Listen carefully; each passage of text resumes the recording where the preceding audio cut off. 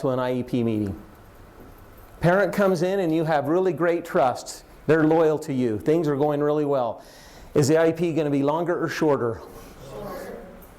And you know, Carla and I have had this discussion. I like shorter IEPs. She loves the long ones, right? No, she doesn't. She wants to make sure they cover it, and that's important. But it won't be slow or it won't be long because of lack of trust. It'll be because you're working out services. And the cost of that will be low, right? Now think about the opposite. And this is partly what we're talking about today. If you have low trust, you have low speed. In other words, that IEP is longer, and the implementation of the IEP is much more expensive, so you have higher costs.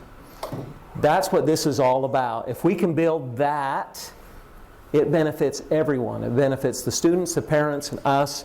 Our resources are spent on the right kinds of things. Remember, in fact, would you turn to that next page? I think it's at the top of the page. Would you, in like 2 or 3 words, write what you believe the Hoberman sphere symbolizes in your words?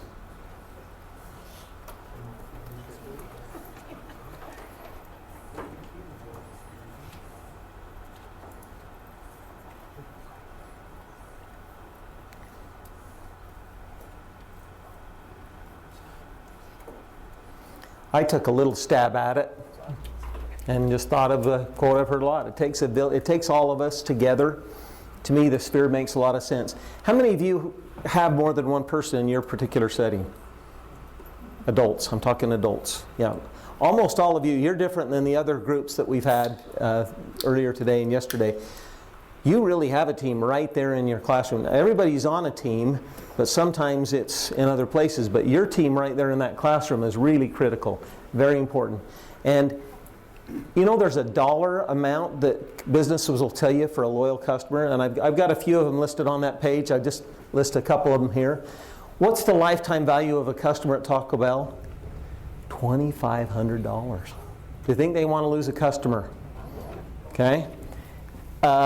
Big ski resort claims that if they were to offend a customer a day to the point they never returned, the resort would lose $5 million a year. So every customer makes a difference. Disneyland, there were thousands of people there that day, but by them getting those 3 more loyal customers, they've helped their business for years and years to come. So this is an important slide here. In education terms, customer loyalty can mean the difference between expending resources on litigation, complaints, or additional teaching staff, materials, technology, field trips. Okay? That means a lot to me personally, because even if it doesn't get to a lawsuit, if a person makes a complaint at the State Department, that costs me personally about 40 hours. In investigations and reports and back and forth writing and trying to solve that. I don't want any of them. In fact, I don't want to spend any money over here. I want to spend it here. And sometimes it's not necessarily that it's a complaint at the state, but they're just plain grumpy or they're just plain not happy, and that costs us more resources. It costs you time. Do you want to spend lots of time after school talking to people and getting all those phone calls and emails and all of that? No, you want loyal customers. Well, actually, they might communicate with you often, but it'll be so pleasant that it won't seem like as long. Okay? It's important that you understand the difference between those. I put a few things on your pages there about why do customers quit, leave, or complain, that kind of thing. Okay? Did you catch that last one? Some of it's because they die, but you know, a lot of them, it's this perception of poor service. And then the unhappy customers, they can cause us, they do businesses, they do 50% of complainers do business again if the problem is resolved. So we can work on that one as well. So on your next page, there are 3 keys to great customer service. We're going to analyze these kind of quickly, and then we got a couple little activities that we'll do that'll work as well. These are the 3 things. If you want to write those down on those slots. What page was that? 10. Page 10. Attitude, skills, and processes. And we're going to break all of those down just a little bit. In fact, at the end, I'm going to show you a little thing. It'll be a little attitude quiz. So, number one is attitude. That's something we got to pick, is the right kind of attitude. Do we want one of them? Whoops, sorry. One of them? Well, the one on the right we want. Here's the sad regression. It's funny as I've noticed this. My daughter-in-law just started teaching this year. She's a third grade intern at Park Elementary School. And you know what? For her, education is her calling. I mean, she is so excited. It's just awesome to see new teachers and how excited they can be. I've known some who get to the point, well, it's not quite their calling anymore, it's their profession. And some it gets to where there's a job. And then folks, if this is you, you probably want to find another job because you're not being paid near enough to have it be that way. It's not worth it. If you are miserable and this is horrible, especially your jobs, I mean, I'm telling you, you do stuff that's literally crappy. Okay? and you just don't get paid enough for that. Not all of you, but it could be. Any of you could do that, right?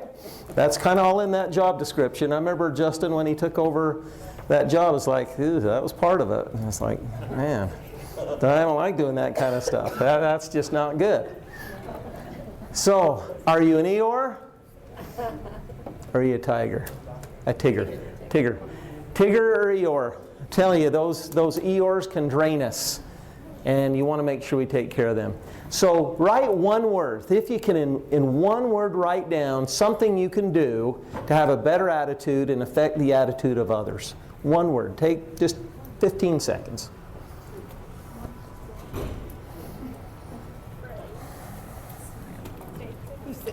I heard pray over there. I don't know if that was the word. I did too. That was good. Was that Tasha that said pray? How many of you wrote smile? That's good. If you didn't write smile next to whatever you wrote, okay? I believe that's one thing we could all do more of. There are not enough smiles around, okay? We need more of those. So how about skills? I'm almost hesitant to tell you this one, but I just want to make sure I offer this out there. When I first came into my particular position, I really had been around long enough that I recognized that people needed skills in one area in special ed to make sure that things went well. And the kind of skills I'm talking are crucial conversation skills in IEP process. Okay? How many of you have had crucial conversations? Quite a few. If you're not a first-year teacher and you would like to have crucial conversations, you got to email me quickly to get in because it's almost full. Let me tell you the details just real quick. October 2nd, October 29th, 8:30 to 3:30. District office will provide lunch and the materials. And the materials are really quite pricey, but very, very good stuff. Anybody who's had it that wants to tell quickly about it a little bit? I thought it was an excellent training, and it gives you good skills for communicating, especially in difficult situations that we all have to deal with, and how to come to a place where you can communicate effectively and come to a solution. I really, really liked it. To me, that's an IEP. Okay, that's where I most use. And man, the phone calls when they get to me, I got to try to use those skills, and I need to get better at them as well. That's why I try to teach the class at least once a year. But if you want to do that, email me quickly because it's almost full, and we'll figure that out. But what other skill would you commit to practice to give extraordinary service? So think about that for a minute.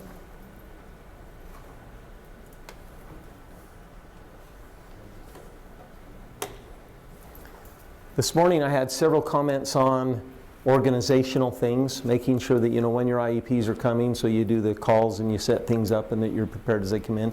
That was one area. Any others? Sylvia? Is listening a skill? And we need to do more of it, okay? Where you are, be there. Okay. Got just one little quick thing I'd like to put in here.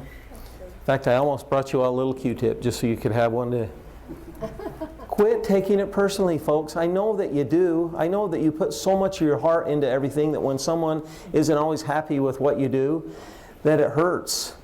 But really, just remember, these parents sometimes are frustrated and it's nothing to do with you. And don't take it personally. Just know that you're there to help solve their problem, leave them feeling great about it by being uniquely nice to them. And remember that. I have to tell myself that nearly every day as that phone call comes in and they seem so angry with me personally, but they're not. It's not me personally. I just happen to be in the position where they got to me and they want to talk. And I need to do a good job of listening, like Sylvia's saying, and making sure I don't take it personally. So let's do this one together. Customers have pet peeves. Did you know that? They do. One of them is waiting in. Another is passing the... How about making promises or excuses? Promises are only bad if you don't keep them, okay? Getting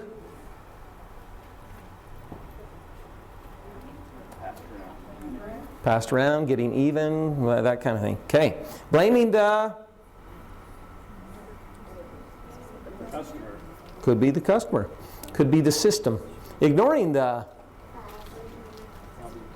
problem, customer, okay. Fighting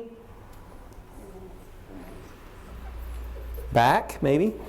You're just another customer. Attitude. Okay. Now the third part of that, so there's attitude, skills, and then processes. You all remember when Dennis Snow came. Those who are not in their first year will remember Dennis Snow coming. He came a little over a year ago to our opening institute. What was his message? He wrote this book called Lessons from the Mouse, but his message was, look at everything through the lens of the customer. Pay attention to the details because everything speaks, and create moments of wow. Okay? We took it seriously in our department. In fact, you've been a helper. That's part of your information that we've been garnering from many of you and from special ed directors and parents and others. This paper here, if you'll pull this out and look at it, has a little Nebo logo at the top left. It says Nebo School District IEP Process Procedures. Improving the IEP process from the lens of our customers. So we have 11 different steps in the IEP process that we identified. And then as we gather data, we'd sift it, we'd try again, and we've written this, rewritten this, worked on it to where we think it's ready now to do training with all of you on. I want to give you just a couple of minutes to look through this as a team at your table. Pick out one or two of those things. It might be a whole step or it might be something on a step, and I want to have a discussion on this. I think this is absolutely critical for us to do well. If we do well on the IEP process, we have loyal customers. And if we have loyal customers, we're all happier. We're better. So let me just give you a couple minutes. Identify 2 or 3 of those.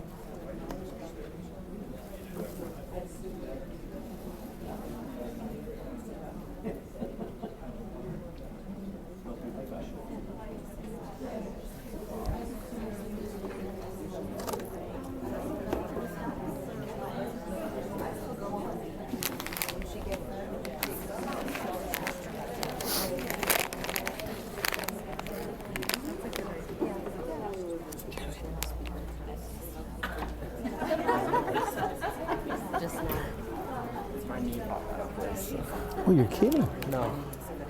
Can I help you? I don't know yet. Okay. All I have to do is like straighten it usually. Okay. All right. You do what you need to. Just leave it running, and if you need to leave, then you leave. Okay? Okay. Dang. Just press the and move it. Okay. Has it happened before? It happens all the time.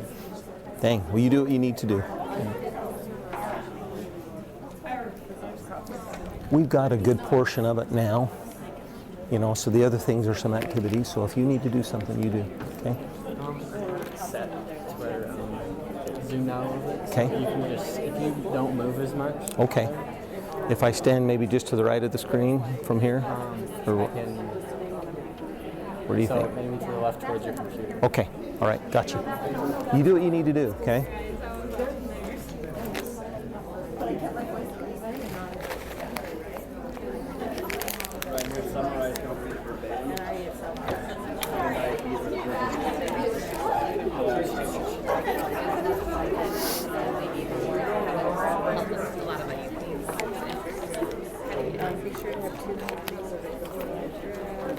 I got a good tip the other day. The drafts that they want to hear success. So that one comment from this morning, this alone should have been worth them coming for. I know. You need to read that. Is it right here? Yeah. It's like, seriously?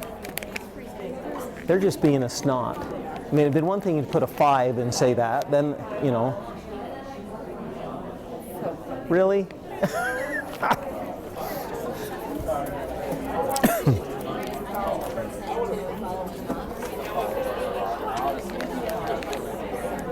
Okay, this is for some of you younger folk here.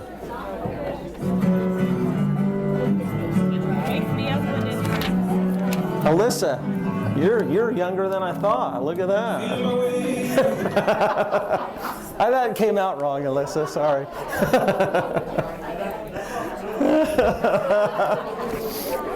I don't know. That's on video too. That's not good. Wake Me Up by Avicii. All right. And Alyssa's really young, a little younger than I thought. There you go.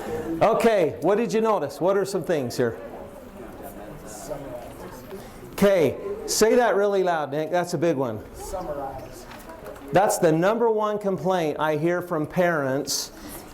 And it kind of sounds like this. This is a compilation of hundreds, okay? These really smart, well-educated people think they have to read all the words on their report to me. That bugs them, okay? You don't have to do that. You can summarize highlights, okay? What else? Be on time. If I'm in charge and then I have to wait for other people, it makes me... Okay, in the Jones family, if you're late, you miss chip dip. I mean, it's like, don't do that. Be on time. Okay, what else? Did these ring true to you as you went through? We've worked hard. We've taken a whole year to put this together. What else? Yes? Well, I think the successes are being positive because parents go in feeling so overwhelmed and feeling discouraged a lot of the time. I don't think we should forget parents we want to show their successes. If we turn it around and we put ourselves in parents' places, and many of our teachers, our parents who have had kids with disabilities, been in IEP meetings before, will understand it's already pretty negative just coming in, right? Jody. A lot of what she's saying is this isn't a time to tell them the kids, typical kids are functioning here and your kids way down here. You start where they are and send up them forward. Okay, there are ways to be positive. Thank you. Now, yes, Christy. Well, and I was going to say making the IEP meetings too short or making them too long. Just have them be just right. Okay, and what makes them just right is if you have high level of trust and you follow that. Having an agenda is pretty important, folks. That will help that proceed. One that came up as we were discussing this that was really rang true to me as I thought about it is share titles. It's under number 3, introductions. Share titles, purpose of meeting, purpose of attendance at the meeting, whom they represent. All of you that are in secondary schools, you have this regular ed person come in who may not work with your kids much at all, but they need to be there, right? Well, you can say, this is John Smith, you know, and talk about why they would be there and what their purpose is and what they're representing. That's really important. Others? As a related server, I very much appreciate the step 1 here. Teachers who contact me before they contact the parents because my schedule is usually really tight. And I also appreciate those that send me an email with the calendar, from the Google Calendar because it goes right into my calendar. And Yeah. having something printed is good. invite people on that Google Calendar. That helps, and then it gives you an idea. We talk about this a lot. I don't know if we'll ever solve it, but the related service providers are the ones we've really got to worry about because they do have difficult schedules to match with. I mean, Jeannie's got students all over the entire district. So if she is one of the people at your IEP meeting, you want to let her know. The OT, PT people, your speech, all of those kind of folks. One I wanted to point out, which is very, very important. It's on number 8, step number 8. Don't forget to remind parents that placement refers to the type and length of service the student receives. It does not refer to a specific place. Okay? Location and placement are different. Who's in charge of placement? The IEP team is in charge of placement. Who's in charge of location? The district. Okay? That's why we've sometimes stepped in and said, your kid's moving to another place, another location, not another placement, another location, because of something that might have happened. As long as we're meeting that IEP, we can do that. Now, I hope this document becomes something you refer to a lot. I hope it's a part of your collaboration meetings. I hope you're working on it a lot. We're going to talk about it in our monthly messages. We're going to share it often. We hope it's something you refer to. We think it will make a real difference in our success with our customers.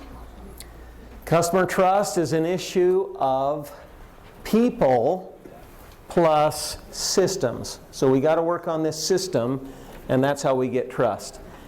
John Goodman said 80% of customers' problems are caused by bad systems, not bad people. Stephen Covey says if you put really great people in really poor systems, the systems win every time. So systems are going to mess with you, and all organizations are perfectly aligned to get the results they're getting.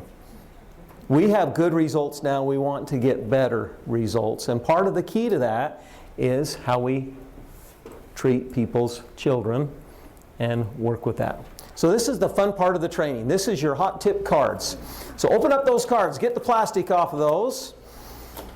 And guys, if you need somebody who has actual fingernails to help you, then there's people there. Get the cards out. We're going to talk about what to do with the cards. These will be fun. There should be 35 cards in your deck. 35. Okay? So now here's what you're going to do with the cards. You're going to divide them into 3 piles. One pile is the pile of things that, that sounds good, but I just hardly ever do that. I rarely do that. One pile is, I sometimes do that. That's a good thing. I probably ought to do that a little bit more. So that's a sometimes pile. And then one pile is, that's me. I do that all the time. I am consistent.